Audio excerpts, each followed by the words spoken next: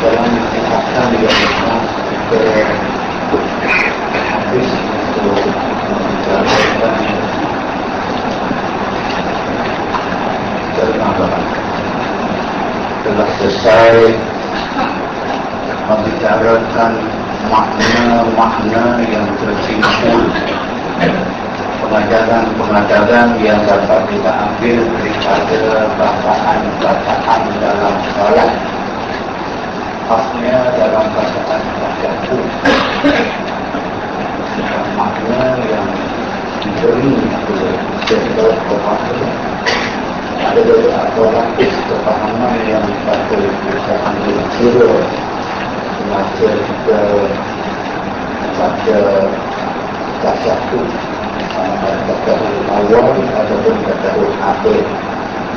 Kita sampai ke halaman 16 sampai ke 23 kita selesai memberi salam. Selesai memberi salam pihak kanannya dan kiri hatinya. Arti salam itu dari saudara-saudara pun kerana sejahtera juga kejahatan itu dan kainatku. Kita berkata dia berbicara sebelah kanan, sebelah kiri. Kita menyatakan yang sebelah kanan dia selamat daripada kita. Dia tidak mengkhianat kepada kita. Dia sama dia kawan-kawan kita, termasuk juga makhluk Allah yang beriman, yang bersalat sama kita. Sabit dalam hadis-hadis yang terakhir bahawa jin Islam menjadi makhluk kepada manusia yang menjadi iman. Harus dibincang dalam ilmu tauhid dalam ilmu fiqh. Kalau kebetulan kita menjadi makhluk kepada iman yang bernama makhluk halus, masuk dalam di semayang, imam semayang, terus di belakang dia malam tujuh acara bahawa kita semayang kemana dia.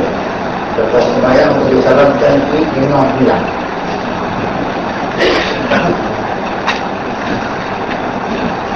Ini perbahasan sah tapi tidak semayang terima.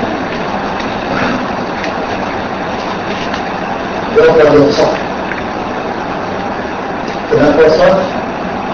Kerana risalah Nabi Muhammad, risalah Nabi Muhammad SAW diutuskan kepada al-insu wal jin, diutuskan kepada jin juga. Dalam surah Al-Jin jelas mereka menyebut inna minnal muslimun wa minnal qasitun. Kami kata jin Tuhan konten memang kami ada yang Islam, yang berbini kepada Allah, dan ada yang kafir. Yang sembahyang dari itu kafirnya ke Islam jadi imam pula. Kalau tak mampu jadi imam, kalau orang itu datang dia kira orang. Jika ini bukan manusia jadi imam, dia tak mungkin jadi imam. Tak pernah duduk jadi imam. Itu bukan. Tak boleh. Kalau orang tak ada sembahyang orang ini, dan sunat dibuka oleh itu. Tak terbeza saja datang orang belakang dia pimpin imam, belakang imam pun orang Arab belakang orang besar, sudah duduk panjang ini belakang dia tak pernah berpindah imam duduk saja dia ambil belakang pun orang dia syur minimum kurang kalau kita tak mahu tak mahu tengok ada dua jenis itu. Tapi ini dibahaskan kepada kali itu kepada mereka kalau sah kalau ada memang semayang memang sah dalam kebenaran karena mereka juga mengalah dalam menghantar dan dalam dan arif ويأتي بخلق جديد dan berbuat dengan baru.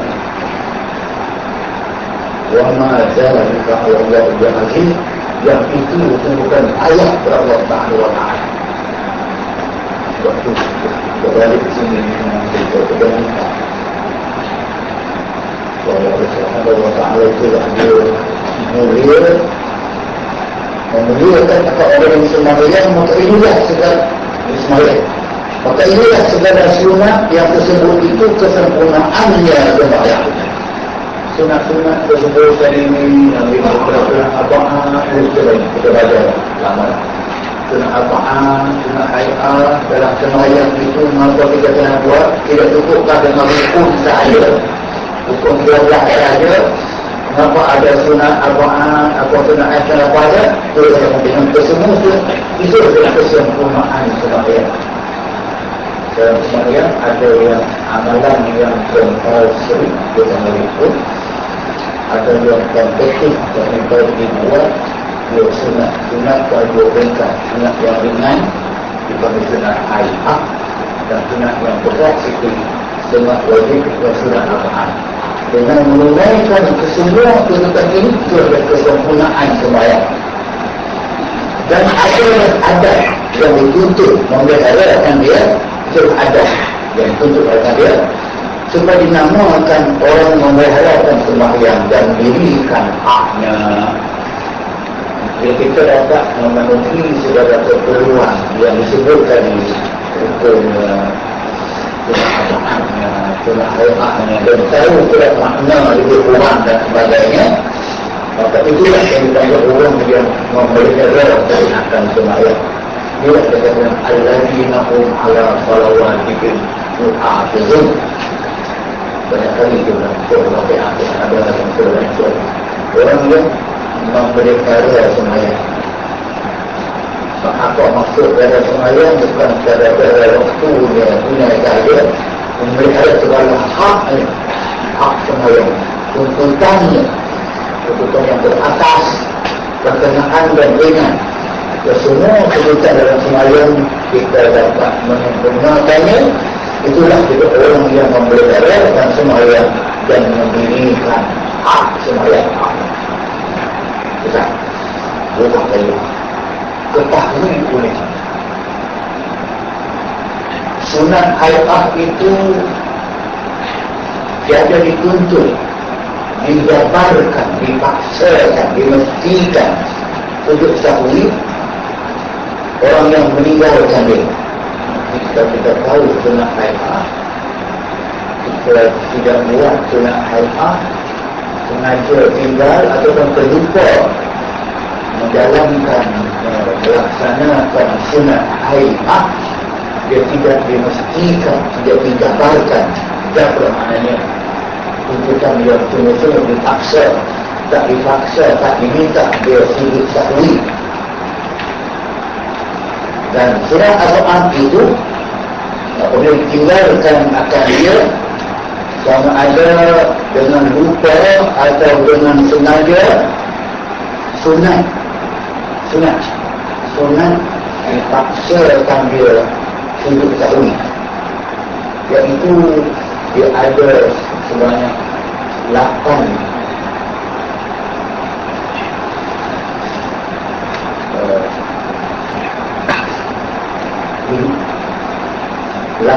perkara yang tersebut dahulu itu.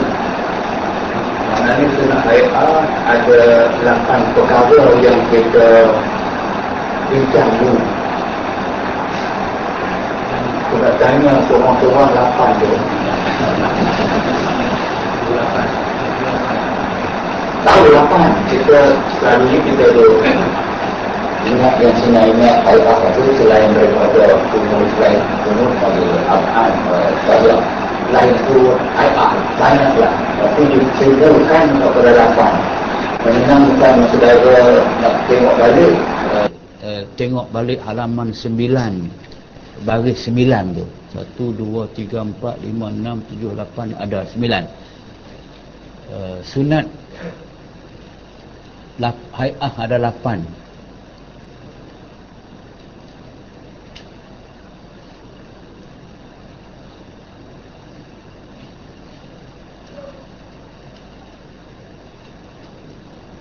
sunat ab'ad.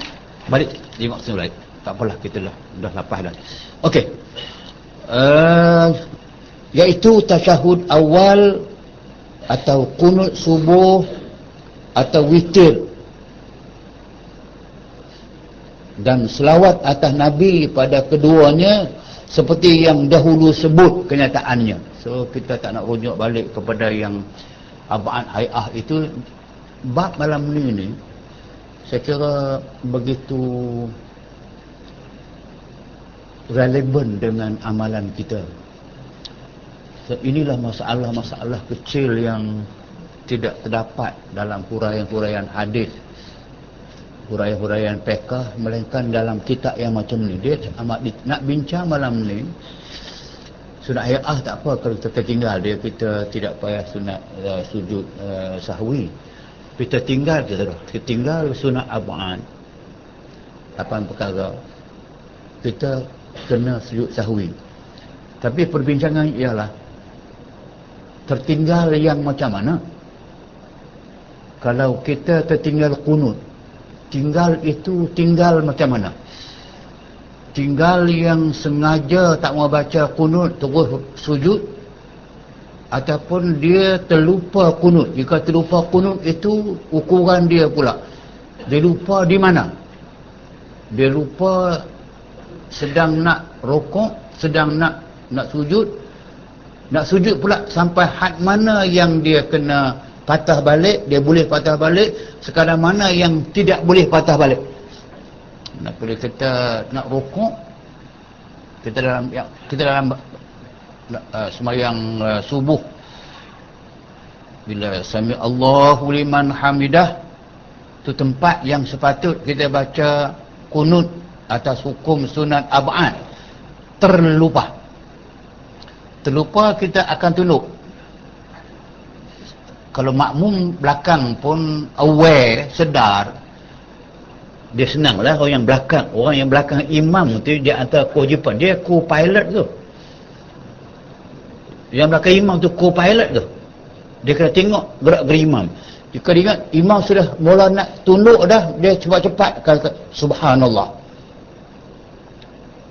Kalau co-pilot tidur, habislah potong tu. So kita nak bincang malam ni,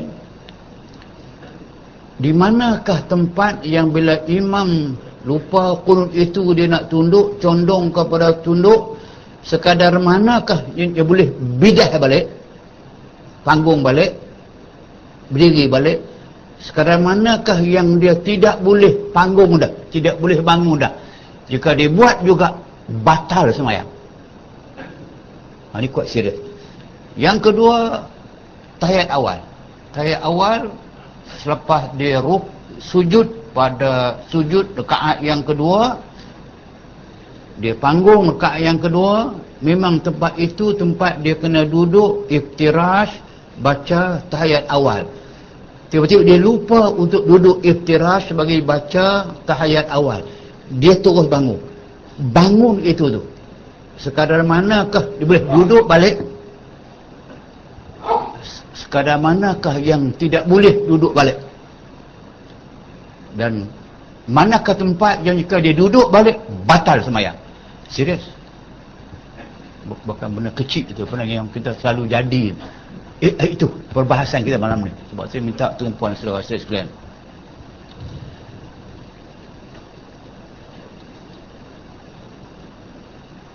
Ulang balik no, iaitu ia mengerjakan seperti suatu perbuatan.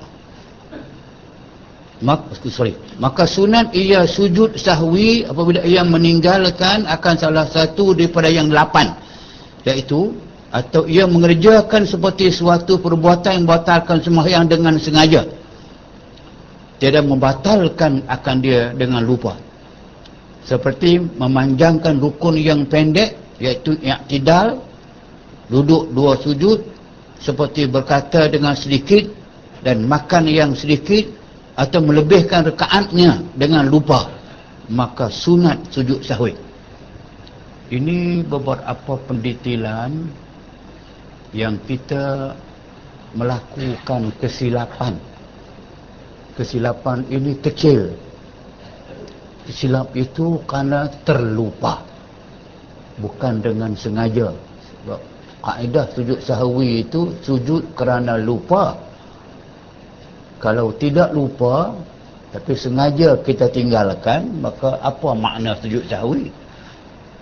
Sujud sahwi itu kita kabarap yang kita terlupa. Bila tidak lupa, kita melanggar perkara yang tak membatalkan sembahyang, dia tak batal, maka tidak sunat sujud sahwi. Yang sujud sahwi ini disebut dah apabila ia meninggalkan salah satu daripada 8 perkara, atau ia mengerjakan seperti yang suatu perbuatan membatalkan sembahyang dengan sengaja. Bercakap-cakap, berkata-kata dengan sengaja, memang dia batal. Tapi dia orang latah, dengan sembahyang bercakap, tukar meragat, terkeluar dengan sabukul lisan begitu. Jika dia dengan sengaja batal, tak sengaja dia tidak batal. Okey. Tiada membatalkan dengan lupa, seperti memanjangkan rukun yang pendek. So kena faham, dalam sembahyang ada rukun yang pendek dan rukun yang panjang. Macam Fatihah, dia rukun. Dia rukun itu dia panggil rukun yang panjang. Rukuk, rukun panjang. So boleh rukuk lama, jangan syarat dia bukan jadi imam. Macam Ali bin Abi Talib pernah rukuk sampai burung dapat hinggap atas belakang dia, disangka tumbuh. Tak apa, rukun panjang. Tapi i'tidal, dia rukun pendek. So dia sembahyang rukun yang pendek, i'tidal dia panjangkan. Panjang betul, tahu panjang di mana, ukur di mana, ukur dengan dia lebih panjang i'tidal daripada rukuk. Ataupun duduk atau dua sujud, dia rukun. Dia panjangkan rukun yang pendek, duduk antara dua sujud lebih lama daripada sujud. Itu satu kesilapan, satu kesalahan. Jika dia buat itu dengan lupa atau dengan jahil ke, maka dia sunat sujud sahwi. Maksudnya dia telah lalai, lupa dalam sembahyang. Berkata dengan sedikit dan makan yang sedikit. Ada lekat lagi seketul daging sebelum sembahyang tu. Tolak-tolak dengan lidah, keluar seketul. Nak buang sayang. Yang sedikit. Sebab kaedah yang kita tahu bahawa kalau kita puasa, kita makan membatalkan puasa, maka makan dalam sembahyang yang membatalkan puasa, batal sembahyang. Dalam puasa tidak boleh minum. Sedikit boleh, apa dia sedikit boleh, macam kita berkumur air bulan puasa. Masih sunat lagi kita masuk air dalam hidung, tapi jangan terlampau banyaklah, masih boleh masuk air dalam mulut. Ketinggallah sedikit sebanyak dalam mulut. Telan, itu dimaafkan macam kita menelan air liur. Lepas tu dia kata kalau makan yang sedikit dia tidak batal sembahyang. Tapi perbuatan itu jika makan banyak dia batal, maka buat sikit pun dia sudah lalai dalam sembahyang dia, maka sunat sujud sahwi. Atau melebihkan rakaatnya. Memanglah sembahyang subuh yang 2 rakaat, dia lebih rakaat 3, tak batal. Tapi jika dia buat dengan sengaja, dia batal.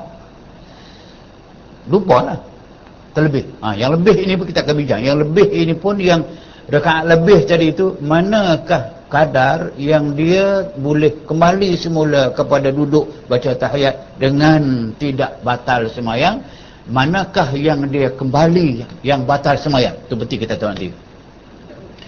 Tapi lebih rakaat dengan lupa tu lah, dengan lupa, maka sunat sujud sahwi. Lupa, malah kalau syak 2/3 ni, 2/3 syak pun sudah sunat sujud sahwi. Ini dia pasti dah, dia lupa, melebihkan rakaatnya dengan lupa, maka sunat sujud sahwi. Atau memindahkan rukun qauli yang tiada membatalkan dia, seperti baca Fatihah, dia pindahkan baca Fatihah, dia bantai baca dalam rukuk. Apa kono ni? Fatihah rukun, tapi macam mana dia boleh pindahkan dalam rukuk untuk dia baca Fatihah rupanya. Atau Fatihah juga rukun, dia pindahkan bacaan itu dalam sujud atau dalam sujud.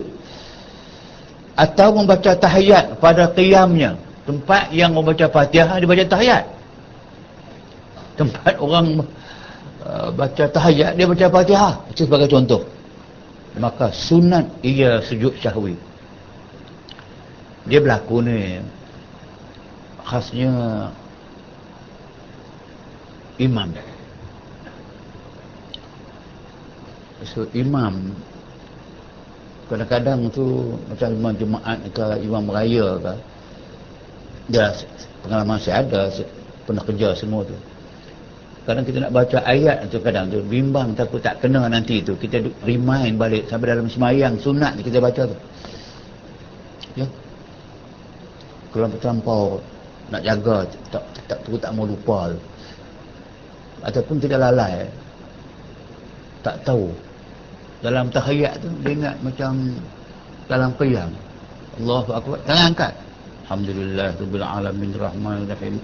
Allah gapo gapo ni. Tu dia pindah. Bonti yang tu baca balik tahiyat lah. Tadi aku dalam masa baca Allahu akbar, baca iftitah, seperti baca bismillahirrahmanirrahim alhamdulillah. Dia terbaca tasyahud sampai kepada Allah. Ke mana aku? Balik semula baca Fatihah. Pada ketika itu yang dia telajak tadi itu, kesemuanya sunat ia sujud sahwi. Faham ya? Kalau kita panjangkan rukuk yang pendek, rukun pendek, apa dia ulang balik rukun pendek, macam kita i'tidal rukun pendek, duduk antara dua sujud rukun pendek. Tapi kalau sujud dia rukun panjang, seperti ada orang yang sujud lama. Sembahyang seorang lah, ini sujud lama, tapi jamaah orang tak buat demikian. Okey, kalau berubah tempat itu, tempat yang pendek kita panjangkan, tempat baca Fatihah kita baca tahiyat, tempat tahiyat baca Fatihah dan sebagainya, tidak mengapa. Itu lupa, maka sunat sujud sahwi. Dan jikalau tidak membatalkan dia sembahyangnya dengan sengajanya sekalipun, dia kalau benda-benda yang disengajakan dia tidak batal, tadi memanjangkan rukun yang pendek tidak batal, tak apa, tak batal. Tapi kerana dia bukan tempat dia, maka tidak bolehlah dibuat demikian. Dibuat juga satu kelupaan, maka sunat sujud sahwi. Meninggalkan dia kerana dia tahapus dalam sembahyang, sebab tu dengan sengajanya sekalipun, sebab ia meninggalkan tahapus. Makna dia yang disunatkan sujud sahwi tadi itu kerana tahapus ni orang yang menjaga sembahyang. Hafizah makna jaga, tahapus yang kena jaga sembahyang. Bila jaga sembahyang dia kena tahu tempat ini baca apa, jangan silap baca. Yang ni rukun pendek jangan panjangkan, ni rukun panjang jangan dipendekkan. Dia tahu tu tahapus. Jika dia buat sebaliknya atau melanggar dengannya, kerana itulah maka dia dikira lupa. Bila lupa dia kena sujud sahwi. Atau kerana syak pada meninggalkan sunat ab'ad, dia semayang sampai rakaat yang keempat, teringat, tadi rakaat yang kedua tadi aku baca, buat tak sunat ab'ad yang 8 perkara. Ataupun tadi aku semayang tadi lepas sampai nak tunduk, sampai nak bertahiyat, tadi aku baca qunut ke tidak? Tu dia syak pada meninggalkan sunat ab'ad. Ab'ad tahiyat awal, kunut dan sebagainya. Tu seperti kunut atau syakur awal. Seperti syak, adakah ia baca kunut atau tiada? Maka sunat ia sujud sahwi. Walaupun dia baca, walaupun dia buat tahiyat awal, walaupun dia buat sungguh kunut, tapi dia syak. Syak itu dia tidak terhapus, dia tidak alert, dia tidak benar-benar confirm yang dia buat. Ini training ini sebenarnya untuk mengelakkan kita daripada lalai dan alpa. Mana kita kena buat sembahyang itu dengan confirm dan jangan ya ke syak itu yang nak confirm, maka dia artinya dia melakukan sesuatu yang tidak terhapus, yang tidak dia careless, dia tidak alert. Maka jika dia lupa dia sunat duduk sahwi. Demikian lagi jikalau syak ia, adakah ia sembahyang 3 rakaat atau 4 rakaat? Ini paling banyak berlaku lah ni. Kita memang berlaku. Kalang-kalang kabut sembahyang zuhur sampai yang ujung tu, ni 3 ke 4. Bila 3 ke 4 jawabnya 3. Bila syak saja 3 atau 4 jawabnya 3, maka buat lagi 1. Ada kemungkinan memang 4 dah jadi 5. Ada kemungkinan 3 sungguh baru jadi 4. Tapi syak itu menyebabkan dia telah tidak terhapus, dia tidak alert, maka dia sunat juga sujud sahwi. Ni problem ni saya banyak kali saya jumpa di Mekah dengan di Madinah. Dia tempat yang senang kita refer. Satu semayang tu saya tidak jauh di belakang. Dia kata Sultan Pahang sama kita. Saya di belakang, tak jauh daripada imam. Tiba-tiba saya di akhir tu dia sujud sahwi. Sebagai salam dia, kita faham dah. Dia sujud, Allahu Akbar, sujud sahwi. So, sebab imam lupa, wajib ikut imam, sujud sama. Jadi banyaklah orang saya, kawan-kawan kita tak sujud. Setelah dia sujud. Maknanya tidak nampak sebarang kesilapan dia buat, tapi dia sujud sahwi. Kenapa? Ada yang dia syak.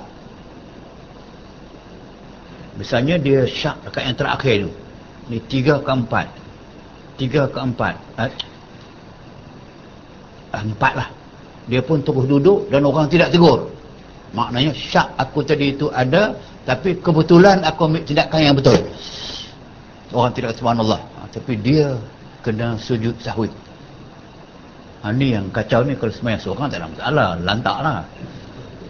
Ni itu makmum belakang juta. Inilah ada dia syak, mungkin syak rakaat ke, syak dalam bacaan apa, tu yang kita ambil balik. Maka jangan heran bila kita jadi makmum dalam sembahyang yang kita lihat tidak ada sebarang kesilapan pada imam, tiba-tiba akhirnya dia sujud sahwi sebelum bagi salam. Ketahuilah jawapannya bahawa dia ada yang dia syak dalam sembahyang itu, sesuatu yang dia tidak confirm. Berlakulah begini. Allah bukan saja kita tak sedar kata dia buat syak dalam sembahyang. Kadang tu beberapa kali sampai kepada peringkat sembahyang, satu kali sembahyang tu sembahyang satu kali itu sembahyang asar, memang dia tidak baca tahiyat awal. Tahu di mana? Boleh terdengar dalam mikrofon tu, subhanallah. Maknanya dia dah bangun, tapi bangun banyak mana. Kita akan jumpa sekali. Dan jika hilang syaknya itu dahulu daripada salamnya, adalah ia rakaat yang keempatnya sekalipun. Okey, maknanya dia syak.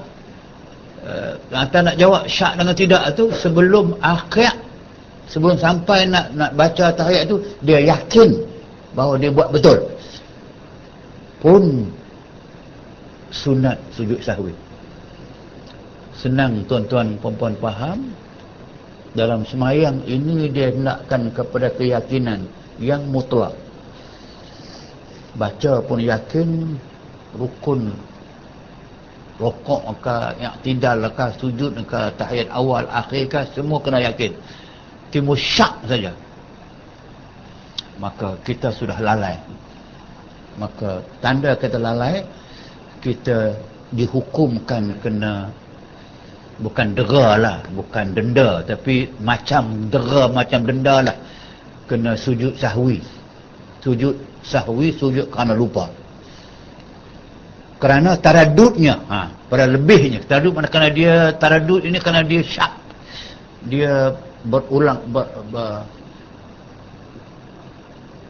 saya jemput masuk ke dalam, kena kita masuk dalam, buka ruang kita nak minta bagi dia angin keluar. Masuk bagi ruang sikit.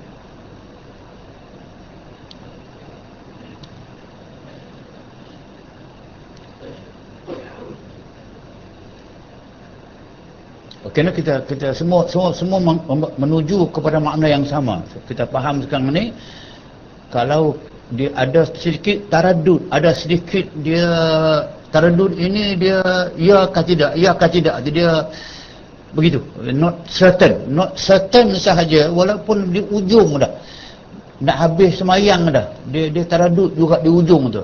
Maknanya dalam semua buat betul, tapi dalam baca tahiyat akhir tu duk timbul syak. Tadi baca kunut kah tidak, sampai ujung semayang nak bagi salam, yakin baca. Waktu ingat ketika itu ada guguh bunyi ke, aku ingat, pun kena sujud sahwi. Kenapa? Kerana kamu sudah ada taradud, ada sesuatu yang uncertainty dalam semayang, maka sunat sujud sahwi. Dan demikian lagi sunat sujud sahwi jikalau ia tinggalkan tasyahud awal. Itu tak apalah, kita faham tu. Tu, dia akan jumpa dah. Maka berdiri ia lagi betul, sekira-kira sampai ia kepada hak rukuknya. Dia ni tempat yang sebut tadi, yang saya nak terang tadi tu. Dia kata, bila seorang yang sembahyang, sama ada jadi dia imam ataupun dia sembahyang seorang diri, dia tertinggal tasyahud awal, tahiyat awal dia tinggal tu tadi lah, bagi maksud sembahyang yang 3 rakaat atau 4 rakaat, lepas 2 dia kena duduk iftirash baca tahiyat, tapi dia terus bangun ke mana, maka berdiri ia lagi betul, dia berdiri betul sekira-kira sampai ia kepada had rukuknya. So hak rukuk ni maknanya separuh daripada perjalanan naik ke atas. Ni kira satu, rukuk tu kira separuh dah. Rukuk kira separuh. Separuh maknanya kalau kita bangun tadi daripada tahiyat awal, bangun daripada sujud yang sepatut baca tahiyat awal, lupa baca tahiyat awal, kita terus berdiri. Berdiri had mana? Kalau berdiri separuh daripada yang sepatut kita berdiri sampai hak rukuk saja, sebelum daripada itu atau lebih rukuk dan lebih sebelum lagi betul berdiri yang memudai pada qiyam atau ia tinggalkan dia kunut, maka kembali ia sebelum sempurna sujudnya, seperti sebelum ia menghantarkan dahinya kepada tempat sujud, maka sujud sahwi pada segala surah yang tersebut itu. Makna dia, kalau dia terlupa untuk membaca kunut dan dia terlupa membaca tahiyat dan dia telah bangun, kalau bangunnya itu sampai kepada sebelum separuh, dia boleh duduk balik, dia sunat sujud sahwi. Tapi kalau bangunnya itu sampai kepada berdiri betul, tegak dah, atau lebih daripada separuh dia berdiri daripada rukuk dia, hampir sangat dah berdiri betul dah, dia tidak boleh kembali dah ke bawah. Tidak boleh duduk. Teruskanlah dia dengan meninggalkan membaca tahiyat awal atas nama lupa. Tapi kalau sudah berdiri tegak dah, baru teringat, duduk balik, itu yang kita jumpa kejap lagi.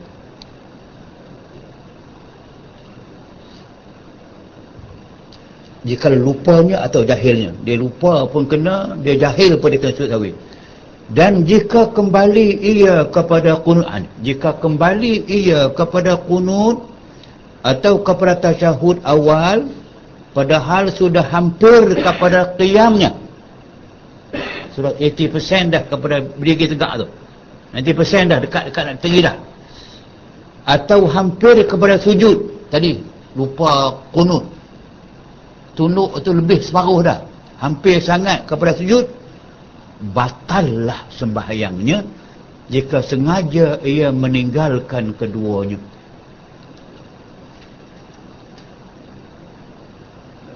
Makna dia yang senang kita faham, sebelum berdiri betul boleh kembali kepada baca tahiyat awal dengan syarat belum lagi separuh daripada berdirinya.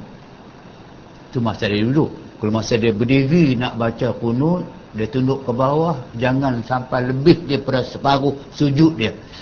Lebih daripada itu, dia tidak boleh dah kembali. Dia kira lupa, boleh tinggal terus sebab dia hanya sunat abad sahaja. Kalau tegak dah teringat, terus duduk, ataupun duduk tetap dah, lepas tu bangun pula, itu dikatakan bahawa pada sujud, maka qunut, pada qunut batallah sembahyangnya jika sengaja ia meninggalkan keduanya. Tetapi tiada sunat sujud sahwi jika belum lagi bangunnya berdirinya, jika yang meninggalkan tasyahud awal sampai kepada hak rukuk, atau turunnya pada hak yang meninggalkan qunut kerana sedikit perbuatannya, maka segala surah tersebut itu. Maksud dia, kalau sedikit sangat yang dia lupa tadi, daripada dia duduk sujud, dia bangun daripada sujud itu, sepatut dia duduk membaca tahiyat, tapi terlupa sekejap, dia hampir nak bangun, tapi pergerakan dia belum lagi naik, cuma sekadar tapi kepala kata subhanallah. Itu tidak sunat sujud sahwi, kerana itu terlampau sedikit lupanya.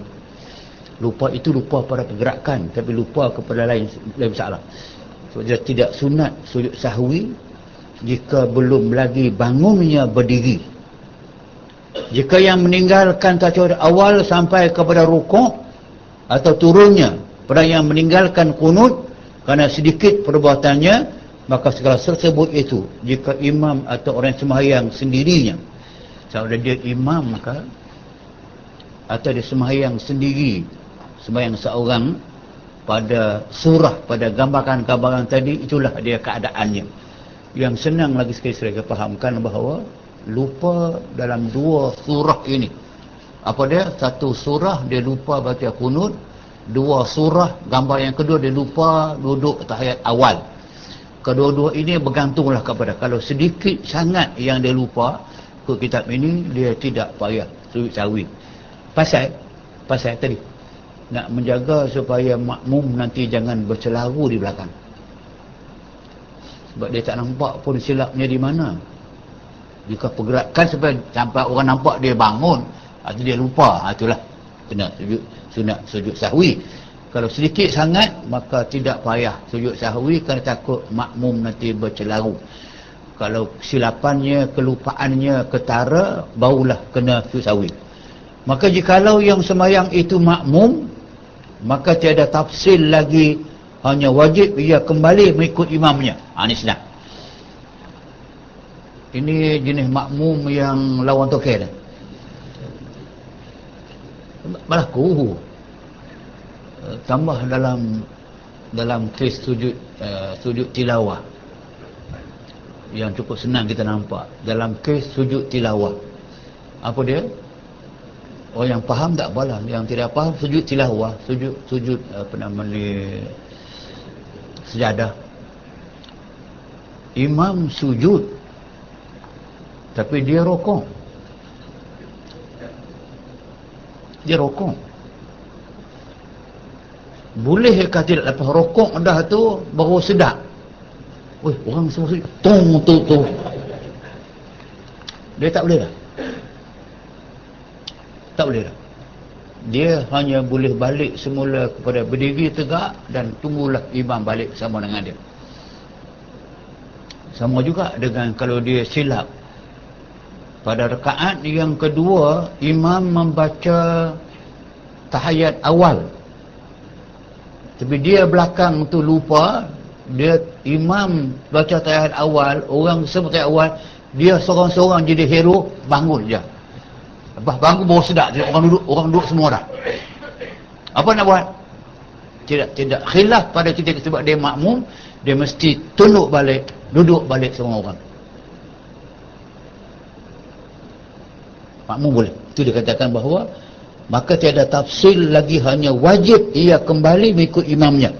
Tu, jikalau yang semua itu makmum, kita makmum, tidak ada tafsir, tidak ada detail lagi, hanya wajib ia kembali mengikut imamnya pada barang yang tempat imamnya. Kalau imam sedang berada pada tahiyat awal, dia telah terbangun dah, tak apa, dia kena balik semula. Ataupun dalam hal baca kunut, Sami Allah liman hamidah, imam baca kunut, tapi makmum lalai, Allahu akbar, dia tunduk. Walaupun sampai sujud dah pun, baru sedar imam nak baca kunut, maka dia makmum boleh balik semula berdiri ikut imam, wajib. Tak ada tafsir, tidak ada excuse dah pada barang tempat imam. Melainkan jika perbuatan imamnya tersalah. Ini ada sikit masalah. Sekarang tadi masalah makmum terlajak, terlupa melakukan perbuatan yang imam tidak buat, sedangkan imam betul, maka dia kena reverse balik ikut imam. Tak kisah berapa degree ke dia berdiri, itu nak balik, dalam masalah. Adapun dalam hal imam pula silap, adakah makmum belakang nak ikut imam yang confirm silap? Memanglah imam akan tersilap. Sekadar manakah makmum boleh ikut yang tadi tu? Kalau sekadar baru naik, orang ingatkan dia tunduk balik, tak apa, ikut dia. Kalau dia tegak dah, memang dia tegur, kemudian lambat tegur, dia tegak dah, dia tak akan tunduk balik. Maka pada ketika itu makmum ni nak ikut dia kah ataupun nak buat apa yang sepatutnya dia tahu imam buat silap ni?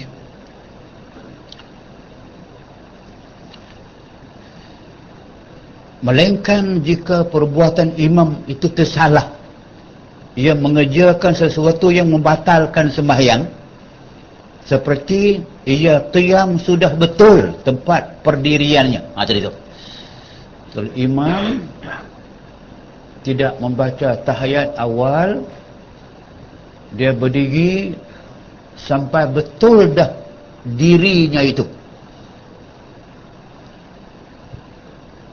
maka kembali pula ia kepada duduk. Imam tadi yang lupa tahiyat awal, berdiri betul dah, berada dalam rakaat yang ketiga dah. Tiba-tiba imam tu teringat lupa tahiyat, maka dia duduk baca tahiyat. So makmum tadi tu, dia nak ikut imam kah tidak? Hal seperti ini sembahyang imam tadi telah terbatal, maka dia buat salah. Bila salah pada ketika itu, makmum tidak boleh mengikut imam. Dia kena muparakah, dia semayang seorang diri, cuma dapat pahala berjamaah sampai dekat imam yang silap tadi, baca balik.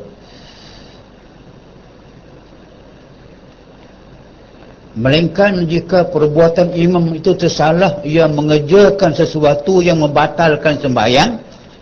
Contoh dia, seperti ia qiyam, dia berdiri sesudah betul tempat pendiriannya, maka kembali pula ia pada duduk macam tasyahud atau sujud, ia sudah sempurna menghantar anggotanya yang 7 kembali pula kepada kunut. Tadi kalau yang dia lupa kunut tadi ni, kalau itu dia lupa kunut, dia terus sujud yang telah confirm sujud dah.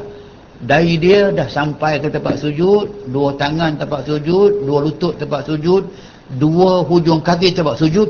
Tiba-tiba dia teringat lupa kunut, dia balik semula kepada kunut. Tu. Maka tiada harus makmum mengikut kembali berserta dengan imamnya.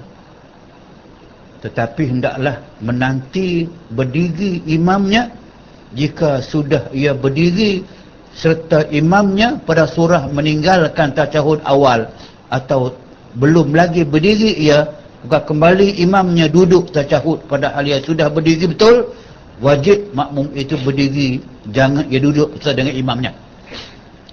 So tadi saya ulang balik, maka sahlah imam tadi membuat kesilapan.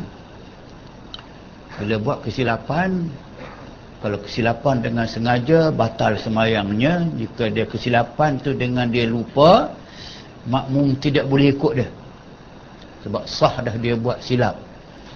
Kalau imam bangun semula nak baca kunut, dia seorang bangunlah, saya belakang tak boleh ikut dah.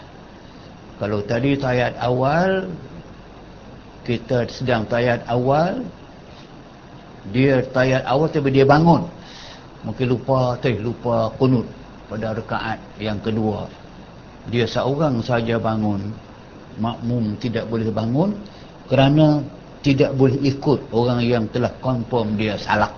Itu maksudnya. Demikian lagi jika sujud imam padahal sebelum lagi tunduk sujud. Imam tunduk, makmum belum sujud. Imam sujud, makmum belum sujud. Kemudian kembali imam kunut, maka tiada harus makmum itu kunut. Bila lupa baca kunut, dia rukuk. Bila dia rukuk, makmum pun rukuk. Pas makmum rukuk, imam pula panggung nak baca kunut. Itu hukum dia, makmum tidak boleh ikut imam, kerana yang telah rukuk dah itu, teruskan, tinggalkan kunut, dia sunat ab'ad saja, jangan panggung balik. Jika dia panggung balik juga pada ketika itu, jangan ikut dia, sebab dia ketika itu telah melakukan satu yang dipanggil silap. Maka tiada harus makmum itu kunut serta imamnya, tapi wajib ia turun sujud. Maknanya semayang pada pagi itu, imam yang telah lupa kunut, enggapkan lupalah. Jika dia baca juga, dia baca seorang aja. Tapi yang ni akan bercelaru habis semayang. Yang malam ni duk dengar ni pun ni. Dia akan celaru ni. Maknanya tipis semayang subuh di masjid, tiba-tiba tu imam lupa rukuk, lupa baca kunut sebelum rukuk, lupa baca kunut sebelum sujud. Lepas rukuk lah, lepas rukuk baca kunut, lepas rukuk yang tidal baca kunut, imam lupa baca kunut, imam sujud, kita pun sujud, tiba-tiba imam panggung balik baca kunut. Saya rasa separuh akan ikut imam, separuh lagi tak separuh apa, kesemua ikut imam lah. Tapi kalau kita tahu hukum dia, maka tak. Jika imam telah sampai ke peringkat dia telah sujud, 7 anggota kena sujud dah, maka luputlah baca kunut. Luput dah. Dia pun tak payah baca, kita tak payah baca. Jika dia panggung buat juga, dia buat seorang je. Kita tak boleh. Sebab bukan tempat membaca kunut ketika itu, kerana sudah lepas waktu. Sama tayat awal. Tayat awal, saya ulang banyak kali ni. Yang kedua, tayat awal. Kita duduk tayat awal. Tiba-tiba dia bangun meninggalkan tahiyat awal tadi. Kerana tinggal satu rukun. Tak tahu. Tinggal satu sunat. Dah sah dah tempat-tempat rukuk, tempat kita duduk ada sujud, tidak boleh ikut dia yang ternyata salah. Itulah. Maka adalah dua surah ini tiada harus makmum mengikut imamnya. Tak boleh. Kita kena, bukan mufarakah, kita tunggu. Tunggu. Tadi yang surah yang tunggu tu nampak. Bila dia lupa membaca kunut, sujud dah, dia panggung membaca kunut, makmum tak boleh ikut, dia sujud, tunggu imam sampai sujud dengan dia. Tapi dia tunggu pada rukun yang panjang, jangan tunggu pada rukun yang pendek, iaitu duduk atau sujud. Sujud yang pertama dia buat, dia boleh panggung, sambung yang kedua, dia baca tahiyat, dia tunggu dalam tahiyat. Dan kalau dia dalam keadaan tergesa-gesa, dia boleh mufarakah pada ketika itu. Tapi baik tunggu, itu yang dimaksudkan. Maka adalah dua surah itu tiada harus makmum mengikut imamnya, kerana imamnya itu tiada sunyi daripada kembalinya itu. Jika tersalah sebab lupanya, tiada batal sembahyangnya. Okey, jika salah tadi, yang dia buat salah tadi kerana dia terlupa, tiada batal sembahyangnya. Kalau dia buat salah tadi dengan sengaja, maka batal sembahyangnya. Apa dia yang sengaja? Makmum telah menegur dia. Sepatutnya dia kena dengar teguran makmum. Tapi dia berdegil pada ketika itu, dia buat juga. Maknanya dia sengaja. Bila sengaja dia buat, maka batal. Itu yang saya kata, yang orang belakang itu dia co-pilot, sepatutnya dia memerhati gerak, dia pantau gerak-geri imam, kerana dia berkewajipan untuk menegur. Kalau orang depan tak tegur, orang belakang dia tegur, imam akan sanksi. Kalau orang depan tak, orang belakang dia tidak tegur, tiba orang yang saf yang ke-10 punya tegur, dia mana yang betul ni? Sanksi dia. Kenapa orang belakang yang tahu sangat pergerakan dia tidak tegur, kenapa orang jauh tegur? Belailah kalau kita lupa baca ayat, baca ayat tu orang belakang boleh tegur, tapi yang gerak-geri semayang ni, dia berpegang kepada yang belakang. Lagipun begitu dalam, tengok dalam semayang Masjid Haram tu, semayang tarawih, yang belakang imam 10 orang, dia, imam dia saja 7 orang, semua belakang dia. Hafiz semua belakang dia. Ketua imam di belakang dia, dia saf yang pertama belakang. So, orang itu di samping dia hafiz, dia imam pula, dia orang-orang yang paling kuat beribadat. Orang itulah yang mengambil peranan untuk menegur kalau berlaku imam itu silap. Berlaku silap lah. Okey. Dan jikalau tiada batal sembahyangnya sekalipun atau sengajanya, maka batal lah itu, tiada harus kita ikut akan dia. Ya, imam buat tadi itu, kalau memang perbuatan dia itu memang dia salah, confirm salah, atau perbuatan dia membatalkan sembahyang, mengapa kita nak ikut dia? Sini saya kata hikmah kita keluar sikit, kita cuba nak mengulas balik. Pendetilan seperti ini ni, dia memberi makna yang besar dalam konteks penghidupan kita sebagai Muslim. Imam untuk diikuti,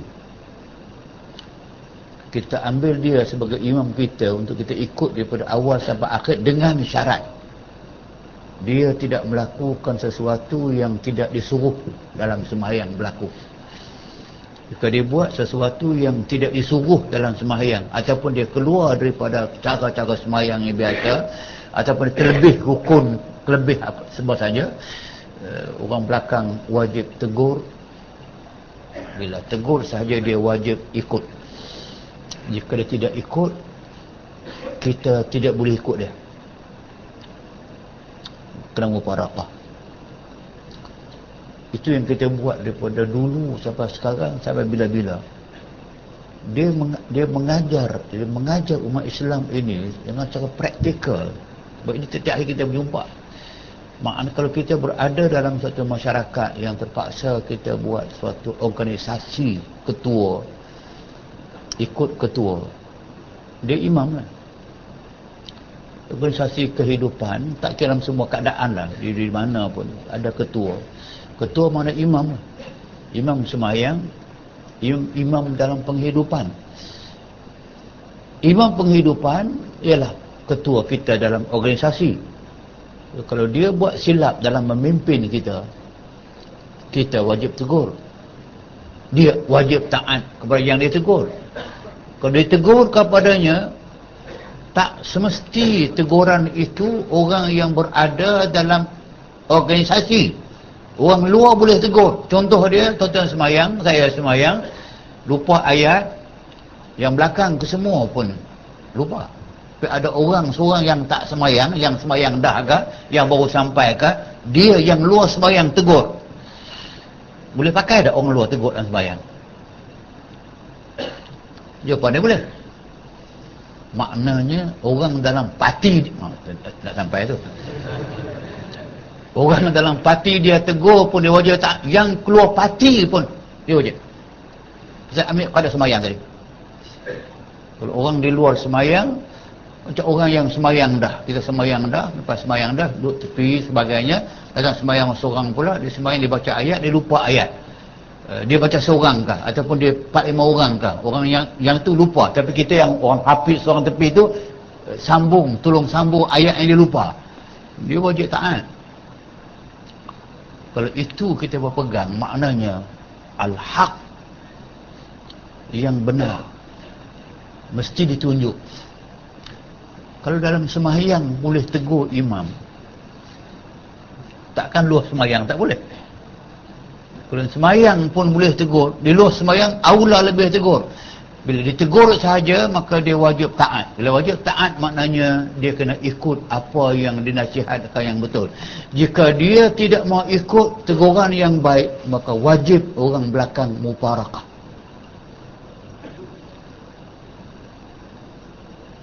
Hamba tak faham, aku tahu.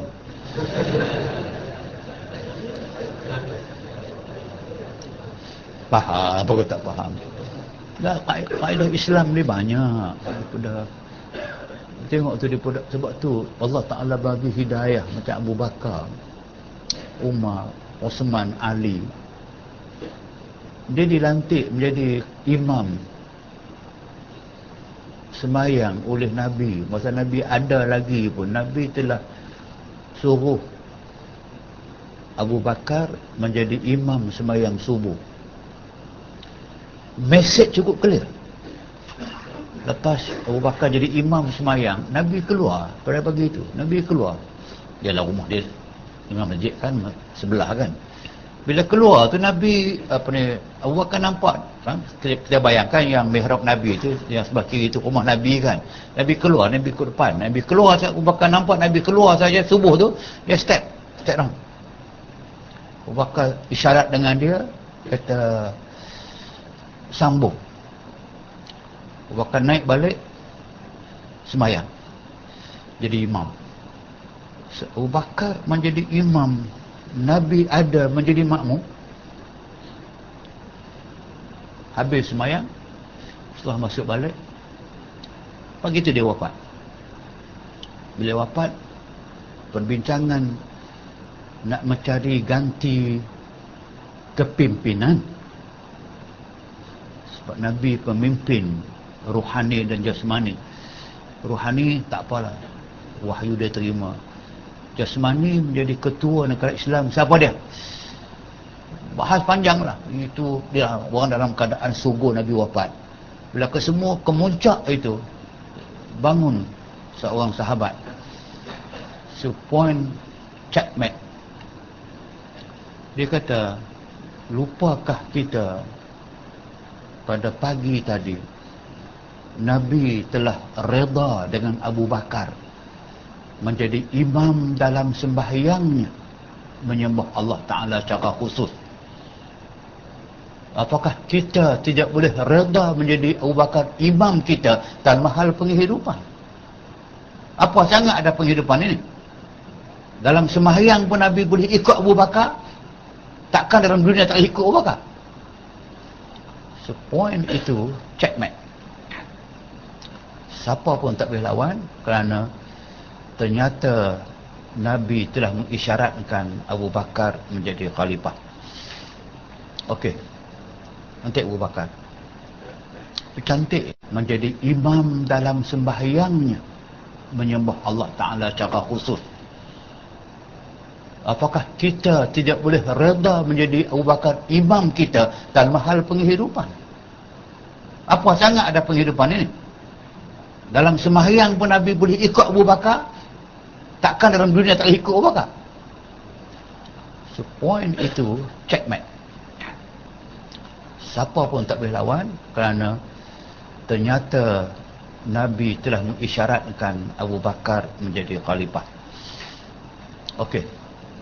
Nanti Abu Bakar cantik. Dia tak ada plan, tak ada dalam kepala, tak ada jawatan kuasa untuk menulis ucapan presiden. Lantik pun cara spontan. Lantik spontan, bocak spontan. Kita tengok dia punya ucapan. Yang sama, dia punya garis line dia sama dengan yang kita baca semayang. Dia kata, di atas isinya, inni wulitu alaikum walastu bi khairikum. Aku dipilih menjadi wali, pemimpin, ketua negara. Tapi aku bukan orang terbaik di kalangan kamu. Sifat merendah diri. Tak mengatakan akulah yang paling layak. Walastu bi khairikum. Aku bukan yang terbaik. Karena itu, in ra'aitumuni ala haqqin fa'ainuni. Kalau kamu nampak aku melakukan perbuatan yang tidak betul, kalau aku buat yang betul, kamu ikut aku. Kalau aku buat yang batil, kamu wajib tentang aku. Kamu taat kepada aku, selagi aku taat kepada Allah. Kalau aku derhaka kepada Allah, gugur taat daripada kamu, lawan aku. Tengok dia punya vision. Sebab dia ambil daripada semayang. Hatta Nabi pernah ditegur dalam sembahyangnya, tapi lepas sembahyang lah. Nabi pernah ditegur dalam sembahyangnya, tapi lepas sembahyang bagi maksud satu masa sebagai pengajaran, bukan sebagai hal sengaja dilupakan. Allah Ta'ala tutup begitu. Dia sembahyang maghrib lebih rakaat daripada 3 yang biasa dibuat. Petang itu Nabi buat 4 rakaat. Sahabat belakang tak boleh tegur, bukan tak tahu kata 4. Mungkin ada berubah kot. Semayang yang 3 samanya dah tambah lagi 1 kot. Mungkin tambah tengah hari tadi aku tak ada. Semua tak sebut. Tak berani kata je, kenapa nak tegur Nabi. Okey. Lepas Nabi bagi salam, ada seorang sahabat di belakangnya bertanya, bilakah ya Rasulullah semayang maghrib ini dipindah dari 3 rakaat kepada 4 rakaat? So I miss the point. Tak tahu bila. Dia kata tak ada perubahan. Tak ada perubahan. Tadi Rasulullah semayang maghrib 4 rakaat. Dia compare orang lain. Nabi menghadap semula ke Kaabah, masuk semula Allahu Akbar, dia sujud sahwi 2 rakaat bagi salam. Orang ikut dia bagi salam. Sudah datang hadis Nabi, ana basyarun mislukum, aku hanya manusia biasa, yuha ilai, diwahyukan kepada aku. Lain kali kalau kamu terlupa dan lebih semayang tadi, kamu terlebih buat semayang daripada 3 jadi 4, berilah dua sujud sahwi, lepas tu baru salam. Dia masuk sembahyang balik, lepas tu bagi salam. Sekali itu sebagai pengajaran dan nak mengatakan poin, kalau Nabi pun orang tegur dan Nabi ikut teguran, kenapa pemimpin tidak boleh mengikut teguran orang yang jujur? Khasnya dalam poin yang clear, ambil daripada sembahyang. Kalau sembahyang, subhanallah, dia mesti kena ikut. Kalau tak ikut itu, kita boleh muparakah dengan dia. Maknanya konsepsi yang ada dalam sembahyang itu begitu besar maknanya, sampai boleh kita tafsirkan dalam penghidupan. Dan dia berguna, cukup berguna. Kalau pemimpin boleh dengar teguran orang yang betul-betul menegur dia kerana kesilapan dia, dia perbetulkan, dia cukup agung. Jika dia melanggar juga yang ditegurkan kepadanya kerana degilnya, akhirnya dia akan berlakulah apa yang berlaku dalam seluruh kepimpinan. Okey. Tetapi tiada sunat sujud sahwi jika belum lagi bangunnya berdiri, jika yang meninggalkan tasyahud awal sampai kepada hak rukuk, atau turunnya pada yang meninggalkan kunut kerana sedikit perbuatannya tadi. Maka segala surah tersebut itu, jika imam atau yang sembahyang sendiri, maka jikalau yang sembahyang itu makmum, maka tiada tafsir lagi, hanya wajib yang kembali mengikut imamnya. Pada barang tempat imam menikah, jika perbuatan imamnya tersalah, ia mengerjakan sesuatu yang batalkan sembahyang, seperti ia qiyam, sudah betul tempat pendiriannya, maka kembali pula ia penduduknya macam tasyahud atau sujud, ia sudah sempurna mengat anggota yang 7, maka kembali pula kepada kunut, maka tiada harus makmum kembali mengikut kembali beserta dengan imamnya. Hendaklah menanti berdiri imamnya jika sudah ia berdiri serta imamnya pada surah meninggalkan tasyahud awal, atau belum lagi berdiri, maka ia kembali imamnya duduk tasyahud pada ia sudah berdiri betul, wajib namun itu berdiri, jangan ia duduk beserta dengan imamnya. Itu yang kita baca tadi itu. Kalau baca begitu, mampu tak faham? Dahlah tak ada nukta, tak ada koma, moti di mana, semua mereka nak kena, tapi setiap perkataan tu ada pengajaran, nak kena pecah balik sebagainya, kita faham. Demikian lagi jika sujud imam padahal sebelum lagi tunduk sujud makmum. Demikian lagi jika sujud imam sujud padahal sebelum lagi tunduk sujud makmum belum, kemudian kembali imam kunut, maka tiada harus itu kunut serta imamnya. Tadi nak baca kunut, walaupun makmum ini masih lagi duduk tunggu, tak mau tunduk, pasal tahu ini nak baca kunut, tiba imam pergi tunduk sampai kepada sujud, makmum masih lagi berdiri, tiba-tiba imam kembali semula berdiri nak baca kunut. Pada ketika itu makmum tidak boleh baca kunut dengan imam. Tinggal dah sujud, pergi tunggu sampai tunggu masa sujud boleh, jika tak lama sangat, atau tunggu dalam tasyahud boleh. Itu mana dia. Maka tiada harus makmum itu kunut seimamnya, tapi wajib ia turun sujud. Lawan tokek, ini tempat boleh lawan tokek, biar dia baca seorang. Tapi kalau dia tahu hukum, dia tak akan bangun, dia tak akan, lepas dia tunduk sampai ke sujud dah tadi, dia tak akan bangun semula, mau ikut dia, selesailah kami sujud sahwi, biasalah terlupa baca kunut saja.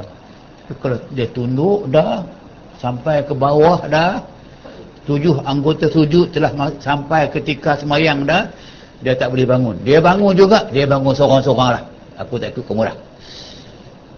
Okey. Maka adalah dua surah itu tiada harus makmum mengikut imamnya, kerana imamnya tiada sunyi daripada kembalinya. Jika tersalah sebab lupanya, tiada batal sembahyangnya. Maka adalah orang lupa, tiada harus kita ikutkan dia. Okey.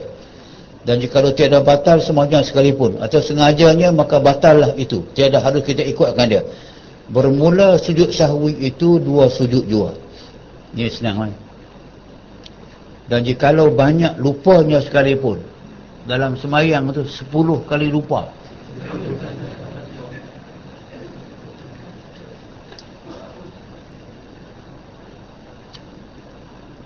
Dia lupa ni ialah lupa dalam rukun, lupa dalam sujud sahwi, lupa dalam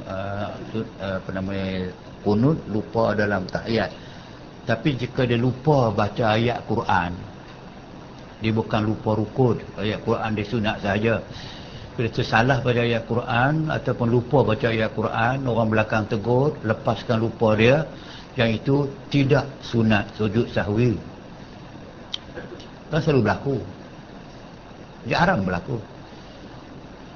Tapi jika dia lupa baca Fatihah ataupun tertinggal ayat dalam Fatihah, dia rukun. Dia rukun. Lupa. Allah Akbar. Iyyaka na'budu wa iyyaka alhamdulillah. Itu dia lupa rukun. Yang lupa rukun memanglah lupa yang cukup besar. Memang dia kena sunat sujud sahwi. Tapi kalau imam sampai lupa baca Fatihah, baik jadi makmum kot. Tapi lupa ayat tidak sunat. Kalau lupa rukun, tadi macam lupa di antaranya sunat ayat maka sunat. Banyak lupa sekalipun satu sahaja sujud sahwi dengan 2 kali sujud. Jangan duk faham kata kerana 2 kali lupa tadi maka 2 kali sujud sahwi 4 kali sujud lah. Baik, kalau 10 lupa dalam sembahyang tadi kerana 20 kali sujud, pensan begitulah. Okey. Jikalau banyak lupanya sekalipun, wajib ia meniatkan sujud sahwi. Dia kena niat, dia kena niat dia nak sujud sahwi. Wajib ia meniatkan sujud sahwi. Tempat masa sujud dahulu daripada salam, dari halang waw dahulu, dan kemudian daripada tasyahud, selepas selawat, seperti sujud sembahyang pada syaratnya. Samalah kita buat macam sembahyang lain. Yang penting kita faham dah. Sujud sahwi tempat dia di ujung sembahyang. Lepas tasyahud sampai habis selawat, sebelum salam, situlah kita sujud. Yang pertama, bangun macam biasa, sujud biasalah. Baca Rabi'atul juga. Lepas sujud yang kedua, bacaan sama juga. Subhana man la yanamu wa la yashu. Sekali boleh, 3 boleh. Pertama, sujud Subhana man la yanamu wa la yashu. Lepas tu, duduk tidak sujud, Rabi'atul sampai habis, sujud balik. Bila bangun pula itu, barulah kita bagi salam. Tempat dahulu dia pada salam, kemudian dia pada tasyahud dan salawat, seperti sujud sembahyang syaratnya dan segala sunatnya. Maksudnya sama juga, sujud itu pun kena syaratnya 7 anggota sujud, kena tempat sujud. Itu semua samalah. Sama juga kena tamaknina, semua sama. Lepas tu bacaannya Subhana man la yanamu wa la yashu. Maka jika memberi salam dengan sengaja, luputlah sujudnya.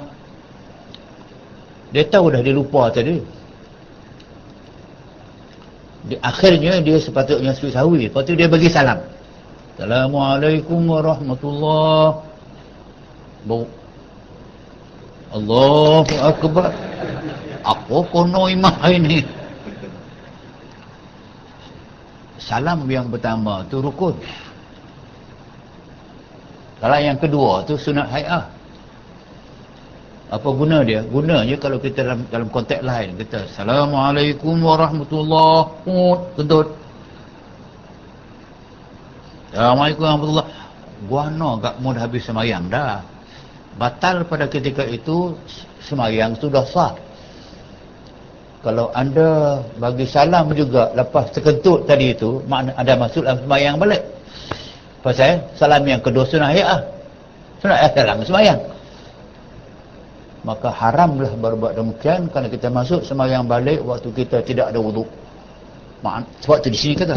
Sebab tu yang pertama itulah yang dipanggilkan rukun.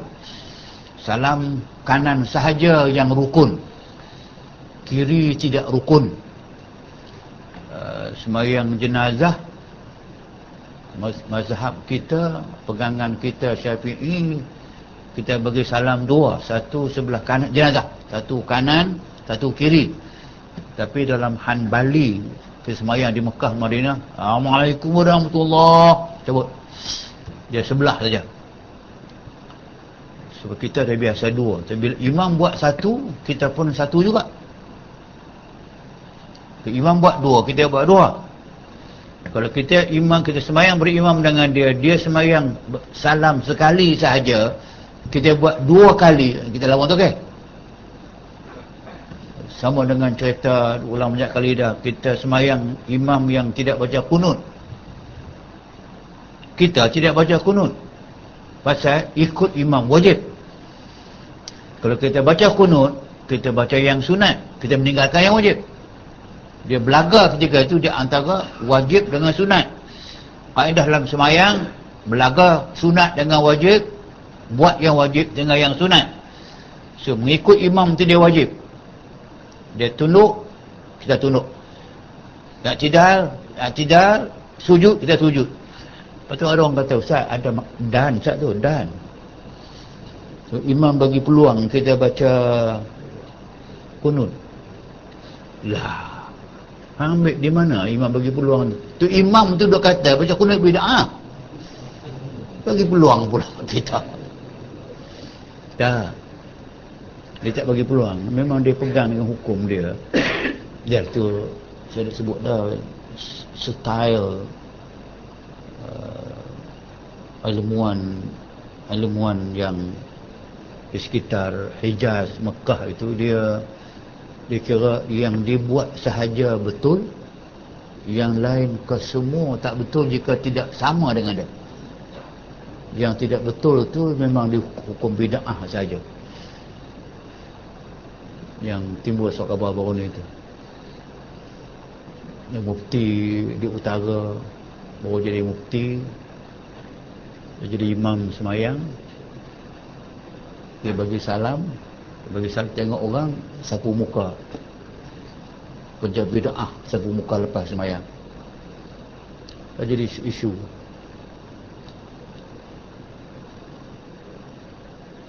Isu kan? Lepas semayang sapu muka bid'ah. Tu saya sebut tu. Baik, seorang lepas semayang sapu pungkok, nak kata apa? Seorang lepas semayang korek tak hidung, nak kata apa? Seorang lepas semayang sapu lutut, nak kata apa? Ya, bukan isu. Tapi yang itu nak jadi masalah. Tetap jadi masalah. Pasal sapu muka lepas semayang. Okey. Sebab tu hal tadi tu, bila imam tidak buat, makmum tidak buat. Selagi dia tidak buat, itu tidak menyalahi rukun. Kalau imam sampai tinggal takbir ihram, tak boleh lah sebagai rukun. Imam tak baca Fatihah, tak boleh lah. Tapi yang dia tinggal itu yang dikhilafkan antara sunat dengan tidak sunat, bukan antara bid'ah dengan tidak bid'ah. Takkan Islam sampai ke peringkat kerana nak baca kunut masuk neraka apa? Hadis kunut sahih dua-dua. Hadis Abu Hurairah sahih, hadis sahih Abu Hurairah. Nabi baca kunut sampai akhir Nabi wafat, sahih. Hadis Anas mengatakan bahawa Nabi tinggal membaca kunut sebelum akhir hayat. Sahih. Orang tak petikai kan. Maknanya baca boleh, tak baca boleh, selesai. Tapi tak sampai ke situ. Itu saya katakan benda macam ni lah yang jadi masalah.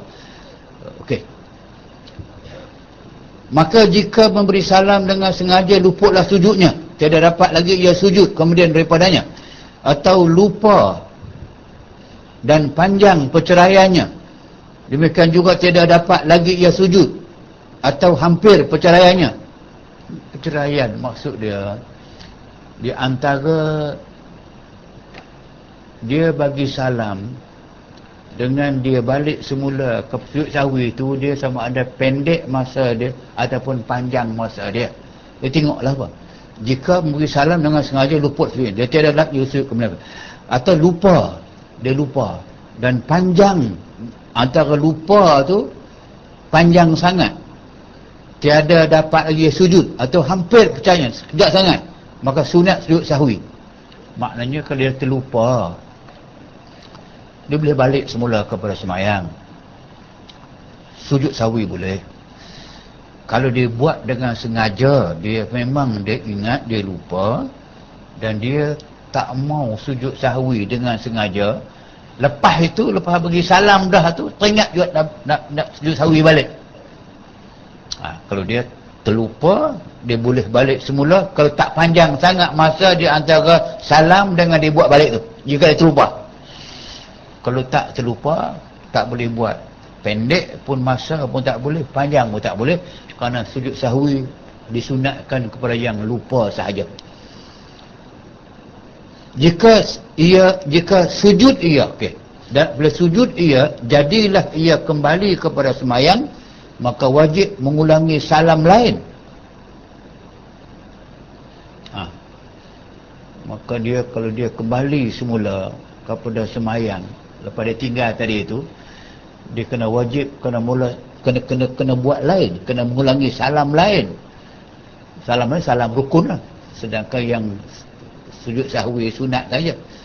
Kalau dia tadi balik semula, kena buat lain, kena buat semula, maknanya kena bagi salam pertama balik. Apabila berhadas, nescaya batal sembahyangnya. Ini poin yang boleh pegang. Kalau orang yang telah terlupa tadi untuk sujud sahwi, dia dah bagi salam dah, dia lupa, maka sepatutnya habislah.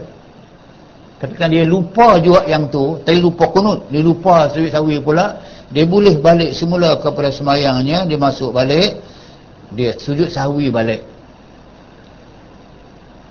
lepas tu bagi salam. Tapi kalau dia berhadas pada ketika itu, batal ayat sembahyang pada ketika itu, maka terbatallah seluruh sembahyang dia, kerana dia pada ketika itu berada dalam sembahyang semula. Itu yang dipegang. Dan adapun sunat yang dituntut dahulu daripada masuk